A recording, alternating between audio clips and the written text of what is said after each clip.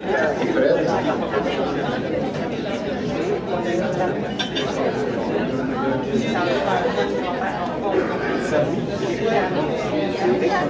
continue avec les deux prochaines conférences. Notre prochain conférencier, Madame Marie-France Lafontaine, est professeure en psychologie à l'Université d'Ottawa. Elle est directrice du laboratoire de recherche sur les couples et de l'équipe de recherche sur l'attachement, après avoir obtenu un doctorat en psychologie à l'Université de Québec à Trois-Rivières. Elle a complété ses études postdoctorales à l'UQAM et à l'Université Stony Brook de New York. Ses recherches visaient à identifier les facteurs de réussite de la vie conjugale pour les couples provenant de la population, pour ceux aux prises avec une situation de vie particulière et auprès des couples hétérosexuels et de même sexe. Elle est auteure de plusieurs publications et présentations sur les thèmes de la violence conjugale. Madame Lafontaine offre également des services de psychothérapie psychologique aux adultes et aux couples. Accueillons-la. Sa présentation d'aujourd'hui s'intitule « Les divers corrélats de la violence chez les couples adultes, hétérosexuels et de même sexe ». Madame Lafontaine.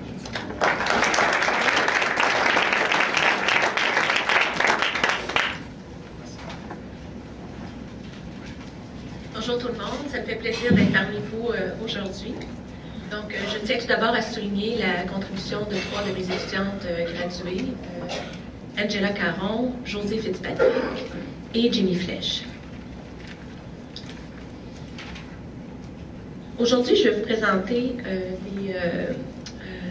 des informations sur la violence conjugale psychologique en lien avec diverses variables conjugales.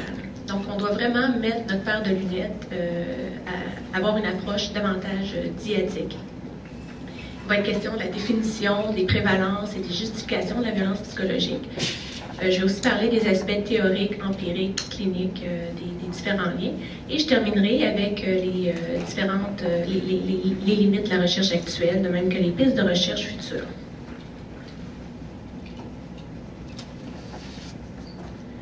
Donc, à ce jour, la plupart d'entre vous en êtes conscients, il y a un manque de consensus quant à la manière de définir la violence conjugale. C'est très difficile d'arriver à une définition précise. J'ai mis une partie d'une définition, donc les comportements verbaux et non verbaux, qui ont pour but d'infliger une douleur émotionnelle au partenaire, qui ont pour intention de le dénigrer, de l'isoler socialement et de contrôler le partenaire. Ça peut être sacré contre son partenaire, hurler, le menacer de violence physique. Il va être aussi question aujourd'hui de violence de type commune. Donc la présentation porte sur ce type de violence-là, qui est habituellement retrouvée chez les deux sexes, chez les hommes et chez les femmes, qui est un peu moins fréquente et qui est moins sévère, comparativement à un type de violence que l'on nomme patriarcale, qui est habituellement perpétrée envers la femme, qui est plus sévère et plus fréquente.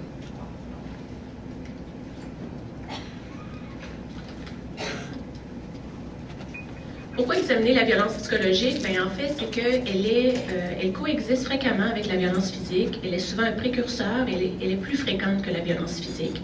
En plus, elle a des impacts psychologiques importants sur la santé mentale. Pour ne nommer quelques problèmes, là, elle peut créer l'anxiété, la dépression, les idées suicidaires, au même titre que la violence physique. Les données descriptives nous indiquent que la violence dans la communauté est autant fréquente chez les hommes que chez les femmes, sans égard à l'orientation sexuelle. Et par rapport à l'orientation sexuelle, il faut dire qu'il y a très peu de recherches qui évaluent les prévalences et les corrélats de la violence conjugale chez des populations de même sexe. Et en plus, il y a très peu d'études cliniques, donc d'études d'hommes en traitement ou de femmes en traitement. C'est pourquoi aujourd'hui, j'ai décidé de parler des deux populations, hétérosexuelles et homosexuelles. Donc, en gros, les données nous disent, dont les miennes, là, que 50 à 80% des gens canadiens, américains ont émis au moins un comportement de violence psychologique au cours de la dernière année. C'est quand même des taux très élevés.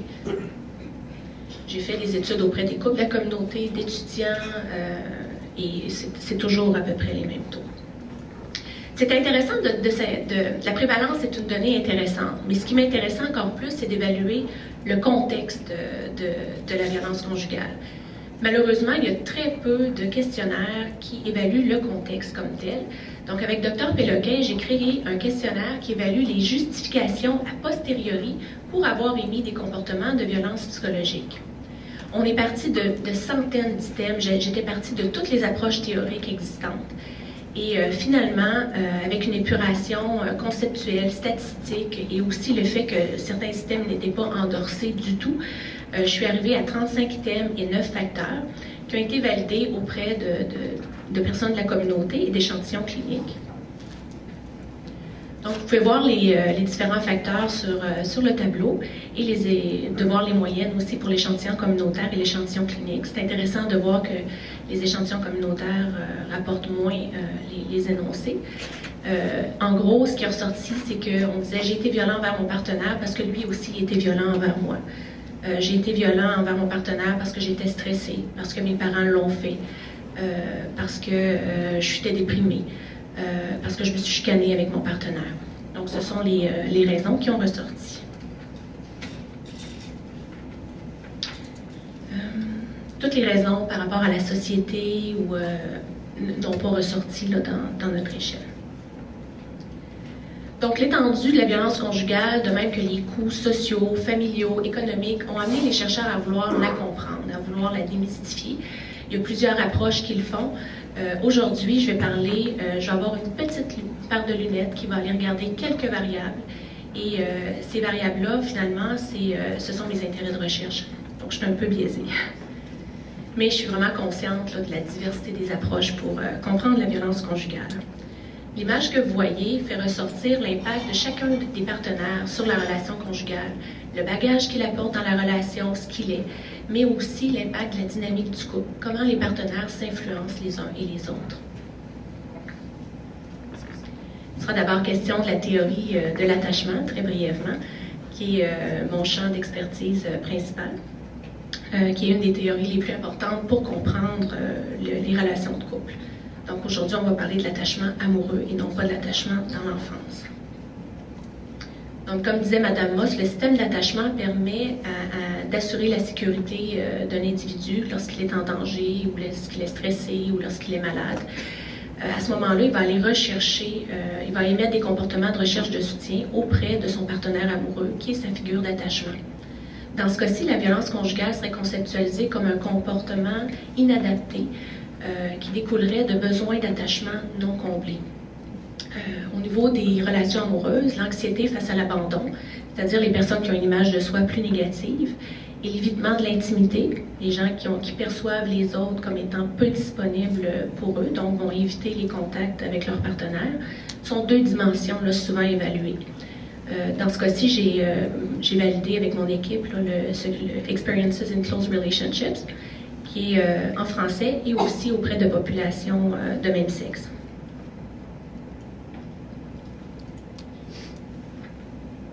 Donc, pour une personne anxieuse face à l'abandon, la personne émettrait de la violence dans le but de se rapprocher de son partenaire, d'éviter qu'il quitte la relation. Tandis qu'une personne qui va éviter l'intimité utiliserait la violence davantage pour mettre une barrière, pour mettre des limites, pour s'assurer que la personne ne soit pas trop proche. Parce que le fait de se rapprocher amènerait un risque d'être blessé, d'être quitté et d'être abandonné. Donc, en accord avec la théorie de l'attachement, les travaux de recherche, dont les miens, ont démontré un lien entre un attachement non sécurisant chez l'adulte et la violence conjugale psychologique, autant dans les relations hétérosexuelles que chez les gays et bisexuels. Mais c'est surtout sous forme d'anxiété face à l'abandon et moins d'évitement de l'intimité. J'ai décidé d'aller un petit peu plus loin en vous parlant du lien médiateur de la colère entre l'attachement et la violence conjugale psychologique, parce que j'ai étudié ce lien-là autant dans une population hétérosexuelle qu'homosexuelle. Ce que j'ai trouvé, c'est que chez l'homme, c'est son évitement de l'intimité qui était pour influencer l'expression de sa colère, qui, elle, était pour influencer l'utilisation de la violence envers sa partenaire. Tandis que chez la femme, c'était son anxiété face à l'abandon qui provoquait sa colère envers son partenaire, qui, elle, amenait son utilisation de violence conjugale psychologique envers son conjoint.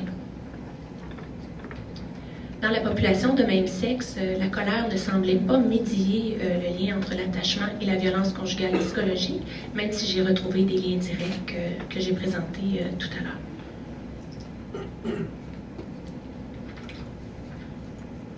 Donc, sur le plan clinique, je ne vous donne pas nécessairement des pistes d'intervention pour vos programmes en violence conjugale, mais plutôt par rapport aux variables que j'ai étudiées.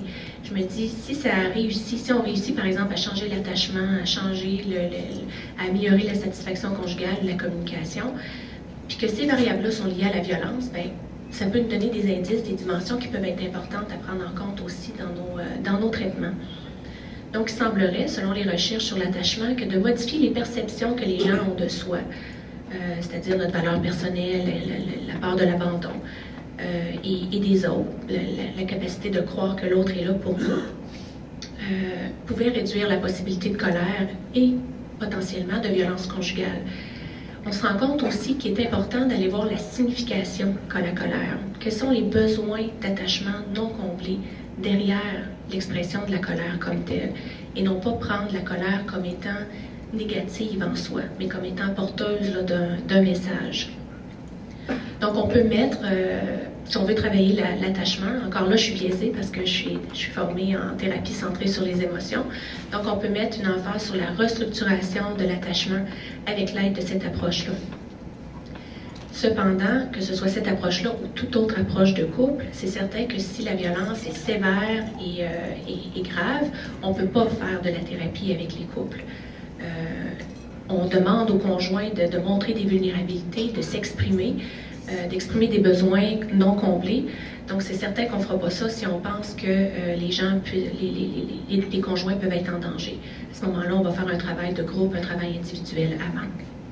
Mais je peux vous dire que tous les couples que j'ai vus, il y avait de la violence conjugale, même si ce n'est pas beaucoup.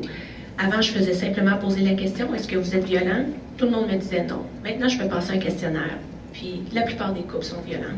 Et toutes les formes de violence, ils s'en rendent simplement pas compte, puis ils pensent que ça fait partie de leur moyen là, de gérer les conflits. Par ailleurs, l'éducation, la prise de conscience de l'importance de la violence conjugale chez les diades de même sexe est aussi primordiale et très importante. Je milite un peu pour qu'il y ait plus de recherche, finalement, auprès de ces populations. L'APA, qui est l'American Psychological Association, a revisité des principes pour guider la pratique thérapeutique auprès d'une population gay, lesbienne et bisexuelle. Et ils ont 21 principes qu'on doit prendre en compte quand on est superviseur, quand on est chercheur, quand on est clinicien ou enseignant.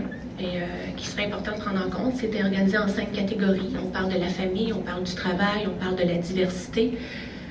Donc, pour l'instant, j'ai très peu lu sur les traitements, il y a très peu d'écrits sur les traitements auprès de cette population comme telle, mais je pense qu'on est tous encouragés à tenir compte de ces principes dans notre pratique auprès d'une population homosexuelle. Il sera maintenant question de l'empathie dyadique, qui est vraiment une variable importante dans l'évolution à long terme d'une relation. L'empathie, c'est l'habilité de comprendre et de partager l'état émotionnel ou le contexte d'une autre personne. Il y a des composantes émotionnelles à l'empathie, c'est quand je comprends, j'ai une réaction émotionnelle, je comprends émotionnellement, ma réaction émotionnelle est congruente avec ce que le message émotionnel de l'autre personne. Et on peut aussi avoir une compréhension cognitive, c'est-à-dire que je peux comprendre intellectuellement ce que l'autre me dit sans avoir nécessairement une réaction émotionnelle connexe. Donc, on différencie aussi l'empathie générale, qui était la plupart du temps étudiée avec la violence, versus l'empathie dyadique, qui est vraiment l'empathie à l'intérieur de la relation de couple comme telle envers son partenaire. Et j'ai validé avec Péloquin une mesure de l'empathie dyadique, parce que selon moi, c'est important, quand on veut comprendre le phénomène de couple, de parler de la relation, d'évaluer la relation de couple comme telle. Donc, lorsque les partenaires se comprennent, sont capables de partager leurs émotions, de s'écouter, de montrer de l'empathie, ils peuvent se sentir compris, la relation va bien aller, c'est garant d'une bonne satisfaction à long terme et du fait de rester dans la relation.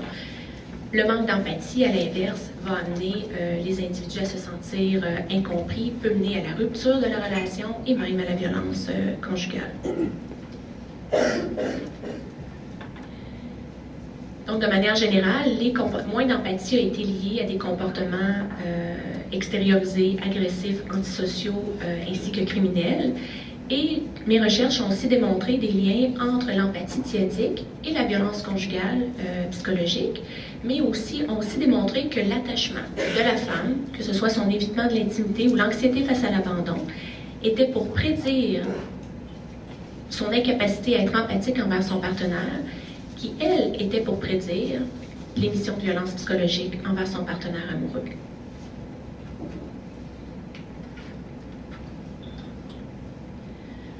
Au niveau des populations de même sexe, il apparaît que les hommes gays sont significativement plus empathiques et émettent significativement moins de violence physique envers leur partenaire comme hétérosexuels. Ça a été trouvé par une étude. Cependant, Statistique Canada a publié des données récemment et il semblerait que ça n'aille pas dans le même sens, que les dyades gays soient plus à risque de violence conjugale et les dyades bisexuels encore plus. Donc, les liens directs entre l'empathie générale ou dyadique et la violence conjugale n'ont pas encore été examinés.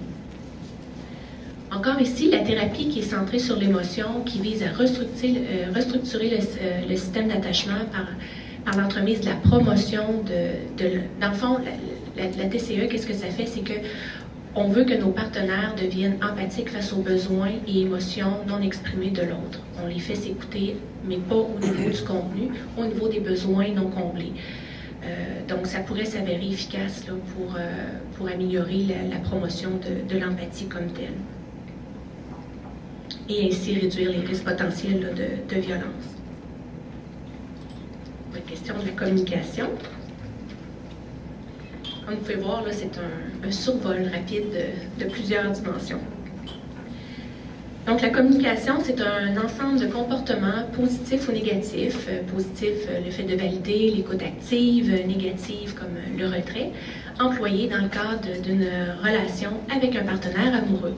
La résolution de problèmes est un mode particulier de communication qui va être vraiment dans une situation spécifique de résolution de problèmes. Donc, les déficits dans les compétences de résolution de conflits jouent un rôle important dans l'explication de la détresse conjugale. Et ce qui a été démontré, c'est que les partenaires qui sont incapables de communiquer leur intention par la négociation sont souvent plus à risque d'utiliser la violence pour arriver à leur fin. Il y a une étude qui a démontré que les hommes souvent disaient « je ne savais pas comment faire, je ne savais pas comment faire autrement, que pour passer mon message, je devais utiliser la violence ».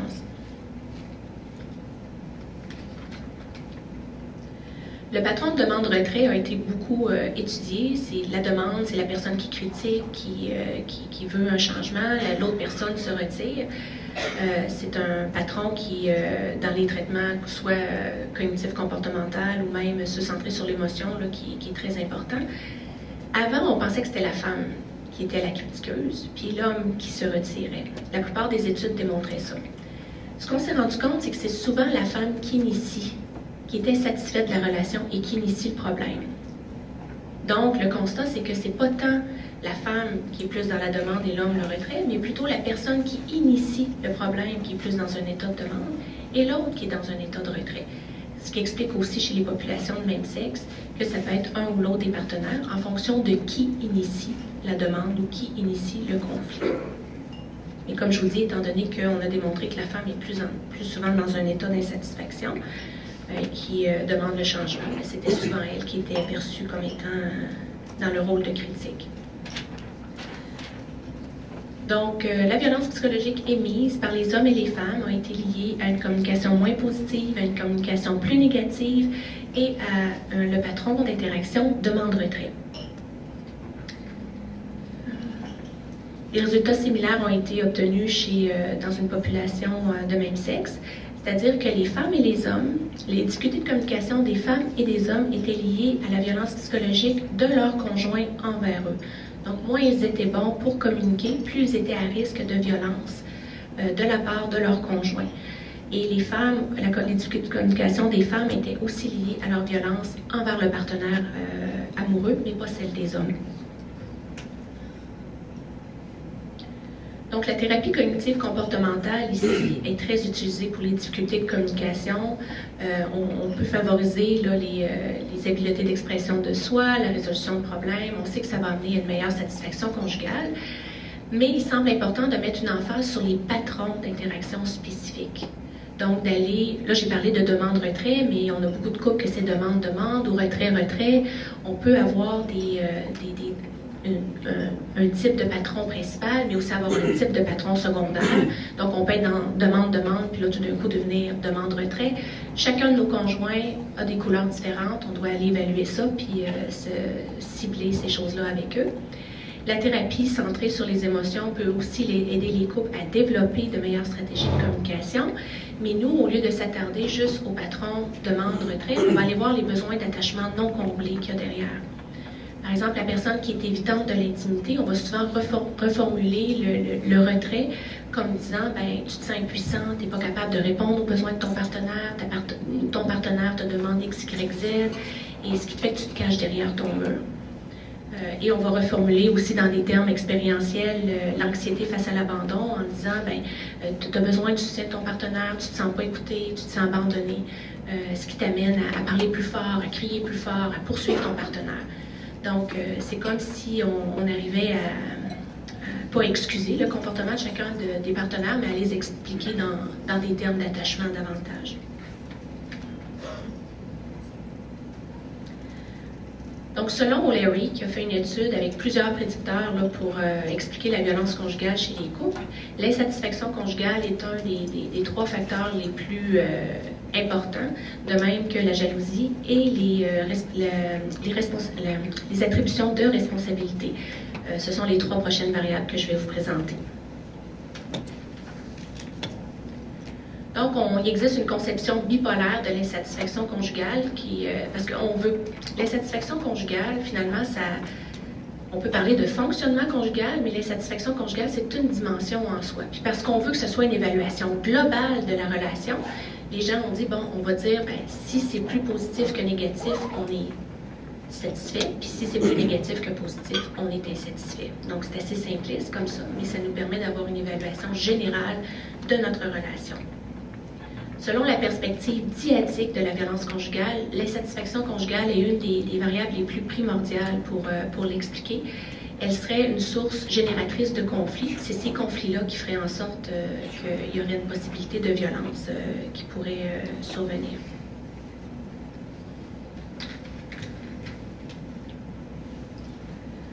Donc, la violence conjugale psychologique a été liée à l'insatisfaction conjugale, sa propre insatisfaction conjugale, mais aussi celle du partenaire chez les couples hétérosexuels, chez plusieurs types de couples, comme vous pouvez voir à l'écran. Donc, c'est intéressant de voir que de plus en plus, on fait des recherches dyadiques. On s'intéresse pas seulement à l'impact d'une variable sur sa propre violence, mais l'impact que cette même variable-là, comme l'insatisfaction conjugale d'un partenaire, peut avoir sur la violence perpétrée de l'autre partenaire.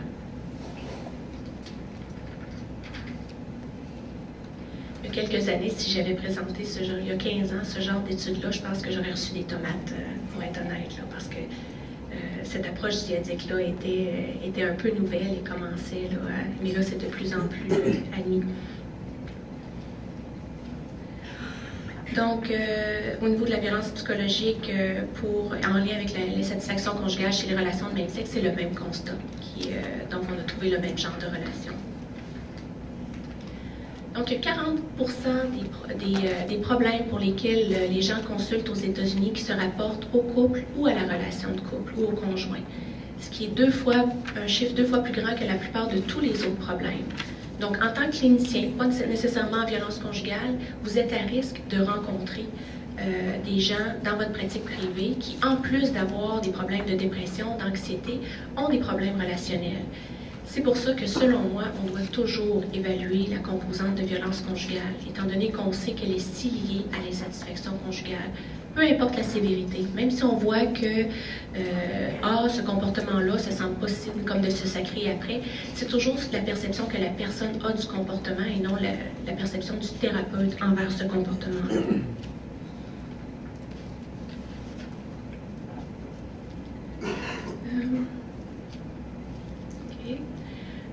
Au niveau des approches thérapeutiques, toutes les approches qui touchent les comportements, les émotions, la thérapie cognitivo-comportementale, la thérapie centrée sur l'émotion et même la thérapie de l'insight ont été démontrées comme des approches thérapeutiques là, empiriquement valides pour traiter l'insatisfaction conjugale. Maintenant, il est question de la jalousie qui peut survenir chez tout le monde à n'importe quel moment dans la vie. La jalousie amoureuse tend à se présenter à un moment particulier, sans avertissement, lorsqu'un partenaire se comporte de manière à provoquer une peur de trahison chez l'autre. Il y a 3 types de jalousie. J'en parle parce qu'elles peuvent être liées différemment au traitement et peuvent être liées à une sévérité différente au niveau des problèmes de nos clients. Donc, la jalousie émotionnelle, c'est vraiment l'émotion, elle est réelle. Donc, je vis de la jalousie, j'ai une émotion, mais ça peut être lié à une situation qui est réelle, comme voir son partenaire embrasser quelqu'un dans la rue, ou à une situation imaginée, comme imaginer que son partenaire va avoir des relations sexuelles avec quelqu'un d'autre. La composante cognitive nous parle des inquiétudes, donc tout l'aspect cognitif par rapport au comportement du partenaire ou l'existence d'un rival. Et la jalousie comportementale, c'est tous les comportements de vérification comme sans la permission. Donc, on peut vérifier dans les poches de notre partenaire si on va au nettoyeur, mais c'est donc c'est toute la composante sans la permission de l'autre pour trouver des informations. Donc, la jalousie aussi, on s'est rendu compte qu'à un certain niveau, ce n'était pas une variable qui était toujours négative. Avec une intensité modérée, quand c'est une situation réelle, ça peut même prouver à l'autre qu'on l'aime, qu'on est attaché, puis qu'il est important pour nous. Mais une jalousie qui est trop intense, qui est liée à des événements non réels, ça c'est une jalousie qui est plus problématique et c'est celle qui m'intéresse. On a beaucoup étudié la personne qui était jalouse, mais celle qui en souffre le plus, c'est la personne qui est la cible de la jalousie. Donc, le partenaire jaloux peut devenir intrusif, poser des questions, puis ça peut amener à l'agression psychologique et l'agression physique aussi. Et l'agression sexuelle et toutes les formes d'agression. Donc, la recherche suggère que la jalousie est liée à la violence perpétrée par les 2 sexes chez les couples hétérosexuels. Il semblerait que le niveau de violence émis va être proportionnel au niveau de jalousie que la personne va ressentir. Le déséquilibre de pouvoir dans la relation, qui est souvent lié à la jalousie, a aussi été lié à la violence psychologique. Et les niveaux de jalousie cognitive et émotionnelle ne diffèrent pas selon l'orientation sexuelle. Mais le lien entre ces variables n'ont pas été étudiés encore, le lien entre la jalousie et la violence chez les populations de même sexe. Donc, comme je disais tout à l'heure, les interventions qui touchent à la jalousie devraient mettre une emphase sur les facettes spécifiques de la jalousie. Dans plusieurs de nos études, ça semble être la jalousie cognitive qui est plus en lien avec l'insatisfaction conjugale, la violence conjugale. Donc, dans le traitement, on doit aussi mettre une emphase sur la clarification, une communication ouverte et travailler les fausses perceptions en lien avec la jalousie. Et une de mes études avec Dandurand a aussi montré comment c'était important d'aller voir l'attachement derrière ça. On sait que les personnes évitantes vont être moins jalouses, ne montreront pas leur jalousie. Ils vont dire que ça ne leur dérange pas, qu'ils sont pas, ils se dégagent de ça. Tandis que les personnes anxieuses, elles, vont démontrer beaucoup plus de signes de jalousie.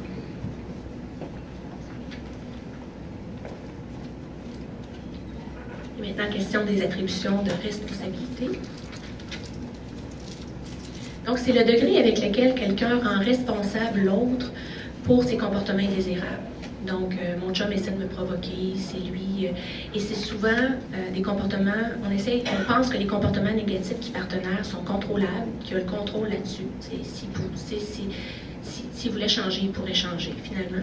Et ça découle d'une intention négative. Même des petits comportements qui peuvent être positifs pour la plupart des gens, quand on a des attributions de responsabilité négatives, on va tout voir, on va avoir des lunettes noires, finalement. Donc, les attributions de responsabilité sont liées à des attentes non réalistes de la relation, au fait de blâmer son partenaire, et tout ça, ces attentes non réalistes-là, le blâme, peuvent dégénérer en violence conjugale. Donc, il y a un lien entre l'agression psychologique et les attentes non réalistes et la jalousie. Et les attributions de responsabilité, désolée, chez les femmes et les hommes en relation hétérosexuelle. Chez les personnes de même sexe, on a plutôt regardé le lien entre les attributions de responsabilité et l'insatisfaction conjugale, chez les hommes seulement, et le lien entre ces deux, entre la violence conjugale et les attributions n'ont pas encore été examinés. Donc ça donne de bonnes pistes de recherche futures. Donc, la recherche sur les attributions a été vraiment fructueuse, dans le sens elle a porté fruit. Il y a beaucoup de programmes de traitement qui se sont basés sur les données empiriques. Et dans le fond, ce qu'on veut, c'est aider les conjoints à rétablir des attributions plus positives envers le partenaire. Donc, des attributions qui sont non stables, qui sont modifiables, c'est-à-dire que si j'explique un comportement, je dirais pas, ben, il est toujours comme ça, il fait toujours ça, il a toujours fait ça. Donc, c'est le genre de signal qu'on peut attendre pour agir. Ce qui m'amène à vous parler ces études-là ont été, dont les miennes, donc je ne peux pas trop les critiquer, mais il y a quand même des critiques à faire sur chacune des études. J'ai essayé de rassembler les limites de la recherche actuelle, dans le but finalement d'essayer de montrer aux gens, de montrer des directions de recherche futures. Donc d'abord, l'emphase est davantage mise sur l'émission de la violence de l'homme. C'est certain que dans mon domaine, il y a de plus en plus d'études sur la violence faite par les femmes, mais encore maintenant, on passe souvent sous silence la violence émise par la femme. C'est souvent fait chez les Blancs nord-américains et chez les couples mariés, dans des échantillons de petite taille et très homogènes. Donc, j'encourage vraiment les gens à faire des études avec des populations qui représentent davantage la diversité de la population. La plupart des études sont aussi des études avec des mesures auto-rapportées, des questionnaires. Depuis quelque temps, j'ai démarré des projets avec des mesures observationnelles. Donc, je demande aux conjoints de chicaner pendant 15 minutes. Je les filme, puis ensuite, je cote et je leur demande de discuter pas d'un sujet pas important, d'un sujet qui a une teneur émotionnelle, parce que souvent, les gens choisissaient de parler de qui était pour faire le souper le soir, puis finalement, ils n'étaient pas activés du tout. Donc, après, je cote les comportements d'attachement, puis je cote les comportements de communication. Puis on peut coter différents types de comportements, mais c'est ceux pour l'instant qui m'intéressent. On peut aussi utiliser des entrevues comme Mme Moss fait là, pour regarder l'attachement envers le parent. La plupart des études sont aussi faites avec des devis corrélationnels, c'est-à-dire à un temps.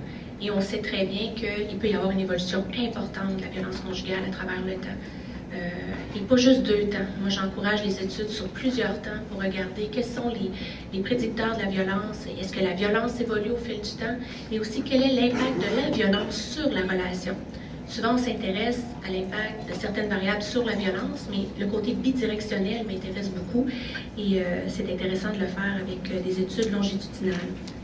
Comme je le disais tout à l'heure, il y a beaucoup d'études qui ont étudié la composante individuelle, malgré qu'il y avait des couples qui étaient impliqués dans les études. Donc, comment certaines variables influencent notre émission ou la réception de violences conjugales. Mais de plus en plus, à cause des nouvelles statistiques, avant, on voulait tout le faire, on ne le faisait pas parce qu'il n'y avait pas de statistiques qui nous le permettaient. Maintenant, avec des statistiques plus élaborées, on est rendu qu'on peut aller étudier le phénomène de façon plus diatique. Les couples de même sexe, les études, c'est vraiment un stade embryonnaire. Donc, je parlais tout à l'heure avec quelqu'un qui me disait qu'il voulait démarrer un projet avec des hommes violents, avec une population de même sexe.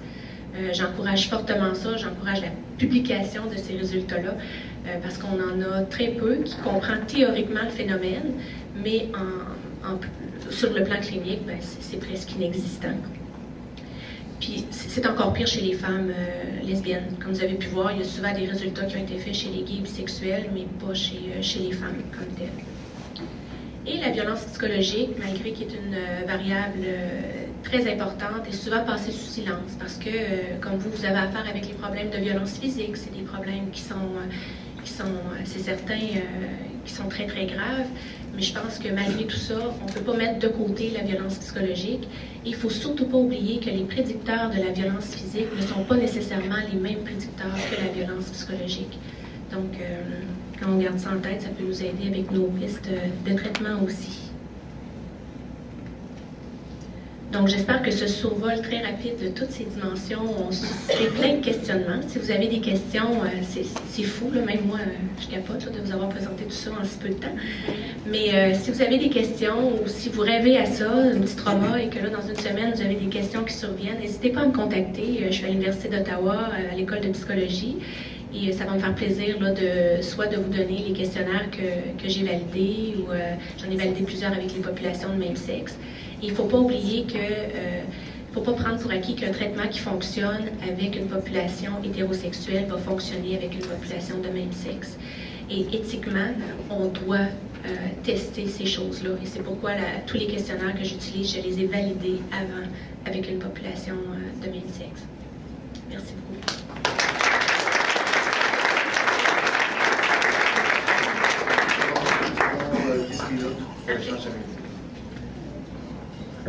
Marie-France. Bonjour. Bonjour. Écoute, ça m'a suscité de réflexion ce que tu as dit, parce que là, je me rends compte que pour tout le monde, agression et violence, c'est la même chose. C'est synonyme. Et pour moi, c'est vraiment pas, c'est complètement différent. L'agression, pour moi, c'est ce qui est observable, c'est le comportement observable. Alors que la violence, c'est un jugement de valeur, un jugement dans le sens d'abus de pouvoir. Donc, tu as parlé de rapport de pouvoir, moi, ça m'a joué. Oui. Okay. Donc, ça veut dire que tantôt, quand tu disais les parents, tu leur demandais s'ils avaient été violents dans la vie, ils disaient non. Puis après, tu as évalué les agressions verbales ou psychologiques. Puis toi, tu as conclu qu'ils étaient violents 80%. Donc, c'était ton jugement. En d'autres mots, tu as évalué les agressions verbales ou psychologiques. Puis tu as ensuite fait un saut à la violence. C'est que ma mesure évalue la violence. Ma mesure est une mesure de violence Alors, quelle est la définition de la violence? Bien, c'est ça. Oh. Ça, écoute, je voudrais bien l'inventer moi-même, là, mais en général, j'essaie de ne pas m'embarquer dans les différences conceptuelles entre violence et agression. Pour l'instant, même si l'éditeur me dit, par exemple, j'aime pas ton mot agression, on le change pour violence, et tous les livres qu'il y a sur la violence chez les couples parlent de ça, comment c'est difficile de s'entendre sur la terminologie comme telle. Mais Strauss utilise le terme agression. Agression interparentale. Tout à fait. Agression parent-enfant. Oui, et on a sauté. Moi, il me semble que c'est plus proche des données qu'on ramasse. Parce que quand j'entends que 80% des parents sont violents à l'égard de leurs enfants ou avec leur conjoint, on est dans la norme. On n'est pas dans. Il ne faut pas dire que 80% des parents ou des conjoints sont à côté de la traque parce qu'il y a des conflits, puis souvent ça se résout et ça ne tombe pas vraiment dans la violence. Mais il faudrait à un moment donné avoir un consensus sur la violence, puis il n'y en a pas présentement. Il n'y en a pas. Tout à fait. Mais je suis d'accord que j'aurais dû nommer le terme agression psychologique aujourd'hui. Je ne sais pas pourquoi. C'est comme ma déformation du temps, là, quand je demandais mes demandes de fonds, puis tout ça, je parlais de violence, mais c'est vrai que le terme agression serait plus représentatif ici de ce que j'évalue comme tel. Et c'est au moins un comportement, et ça peut être mineur ou sévère. Donc 50 à 80, là, on parle de. Ça peut être juste d'avoir sacré contre son partenaire. Chose ou hurler, donc je suis à peu près certaine que tout le monde ici, en majorité, aurait pu être violent psychologiquement, incluant moi. Je viens d'avoir un bébé, donc... Oui? Bonjour, Mme Lafontaine. Je suis dans le même ordre d'idée que M. Paquette. Oui. Si je comprends bien ce que vous avez dit au début de votre exposé, c'est votre échantillon. C'est n'importe quel couple hétéro ou homosexuel à large. Dans 50 à 80% des cas, il y a eu au moins un incident de ce que vous appelez de l'agression. Tout à fait. Ça, c'est avec les données américaines, le livre d'O'Leary qui vient de publier. Là, ça concorde avec mes chiffres, mais c'est ces chiffres à lui. Puis moi, j'ai rajouté ma référence parce que moi aussi, j'ai obtenu au niveau canadien ces mêmes données-là. OK. Donc, c'est toute une panoplie d'études américaines. C'est comme... le livre vient d'être publié, puis il a fait le résumé des études existantes. OK. Je m'aurais posé une question semblable Paquette. Parce que je suis étudiant à la maîtrise en service social sur la condition masculine. Une thématique qu'il y a souvent dans les écrits que je consulte, c'est la question de la violence, mais en quelque part dans les débats, ce qu'on se rend compte, c'est qu'on parle de violence, de colère, d'agressivité, on met tout ça dans le même panier, dans quelque chose d'aberrant et insupportable. Alors, ce que vous décrivez, en fait, si j'ai bien compris, c'est le genre de conflit qui est naturel, mais que, en disant le mot agression, on imagine déjà quelqu'un qui est sur la gorge de son partenaire. C'est l'agression psychologique. Donc, dans l'échelle que j'ai utilisée, puis que l'échelle que O'Leary utilisait ou que les études utilisaient, ça peut être, par exemple, de menacer de violence physique dans des comportements plus menacés de violence sexuelle, menacer d'utiliser une arme. Je vais prendre un couteau, puis je vais... Ce genre, ça peut aller jusque-là, avec des comportements plus mineurs, comme sacrer, hurler contre le partenaire. Oui. Mais je suis tout à fait d'accord avec vous que c'est un peu aberrant de tout mélanger ça, et c'est pour ça que j'ai commencé la présentation avec cet état de fait-là, où même dans le livre d'O'Leary, qui est comme le livre de tous les chercheurs à jour en relation de couple qui étudient la violence conjugale, le terme est même pas le même à travers le chapitre. Ils ne s'entendent même pas sur le même terme. Merci. Oui.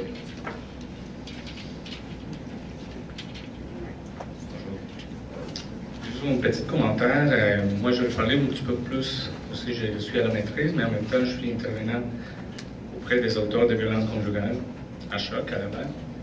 Il faut dire aussi à la population en général, quand on parle de violences conjugales, la première idée qu'ils avaient en tête, c'est quelqu'un de batteur des femmes. S'il n'a pas de mal physique, ça veut dire qu'il n'a pas de violence. Tantôt, il y a quelque chose qu'on a remarqué par rapport au traumatisme, les thèmes de traumatisme. Des fois, la violence psychologique peut avoir plus d'impact que la violence physique chez quelqu'un. Moi, la définition de violence, ça peut partir de quelqu'un qui parle des faits juste de l'attitude, de bouder, éviter, faire de l'évitement, à quelqu'un qui arrive juste à faire des mécanismes de contrôle ou qui arrive jusqu'à la violence physique. Moi, c'est une globalité des concepts qui doivent rentrer dans la violence. Déjà, juste à la définition qu'on attend, c'est quoi violence, des choses comme ça, il faut entendre qu'il y a beaucoup de gens qui viennent en thérapie vont dire d'abord la première chose, ben, je ne suis pas violent, parce que le premier réflexe qu'ils vont avoir, c'est je ne bats pas ma femme. J'ai pas frappé. Je n'ai pas frappé. Mais effectivement, si on veut rejoindre beaucoup des auteurs de violence, on va travailler beaucoup dans l'invisible. C'est quoi l'invisible? C'est ces types de violence qui ne font pas des marques physiques, mais qui ont beaucoup plus d'impact, ou probablement le même impact chez la victime ou chez la même personne que n'importe quoi. Donc, je fais la nuance que la violence, c'est une globalité des comportements inadéquats. Merci pour le commentaire. Oui. Puis, avec mes conjoints, je leur demande jamais êtes-vous violent?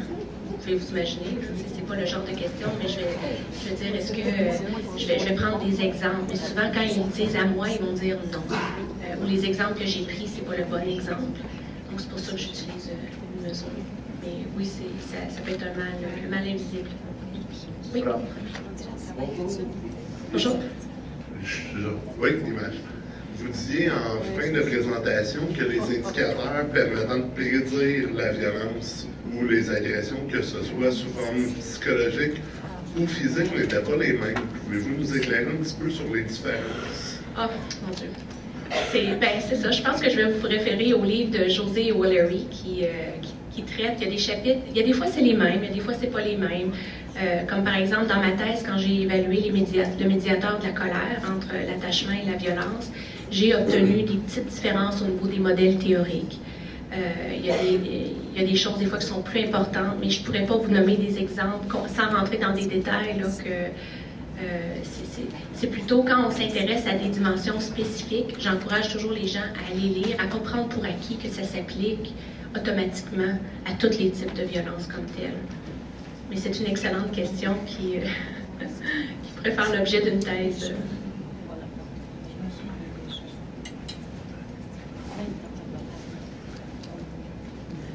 Alors, Je m'excuse, moi j'aimerais ça dire un petit mot. nous avons... Ça va être un petit mot. OK.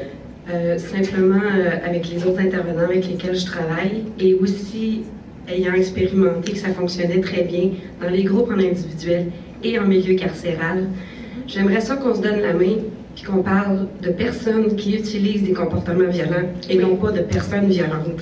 Merci. Merci, oui. Le pire, c'est que je l'ai mis dans ma présentation parce que je me suis fait dire la même chose il y a quelques années. Puis partout, j'ai mis des gens au comportement violent, puis c'est ma déformation pour aller rapidement. Mais vous avez tout à fait raison, puis merci pour le rappel.